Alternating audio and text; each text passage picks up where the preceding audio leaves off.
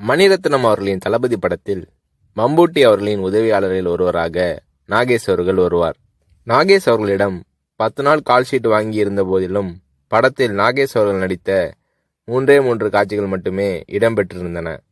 பிறகு ஒரு நாள் ரஜினி அவர்களை நாகேஷ் சந்தித்த போது, மணிரத்னம் என் கால்ஷீட்டை வீணாக்கிவிட்டார், இன்னும் சில காட்சிகளில் என்னை பயன்படுத்தியிருக்கலாம் என்று நாகேஷ் அவர்கள் தன்னுடைய ஆதங்கத்தை வெளிப்படுத்திய போது, ரஜினி அவர்கள் பதில் ஏதும் சொல்லாமல் புன்னகை புரிந்தார். அவ்வளவுதான். பின்னர் தான் நாகேஷ் அவர்களுக்கு ரஜினி அவர்களின் மௌனத்தின் அர்த்தம் புரிந்தது. ரஜினி அவர்களிடம் பேசிக்கொண்டிருக்கும் போது அங்கே இல்லாத 3வது நபரை பற்றி குறை சொல்லி பேசினால் ரஜினி அவர்கள் அதை விரும்புவதில்லை. 3வது மனிதரை பற்றி பேசுவதோ விமர்சிப்பதோ நாகரீகம் இல்லை என்பது ரஜினி அவர்களின் பாலிசி.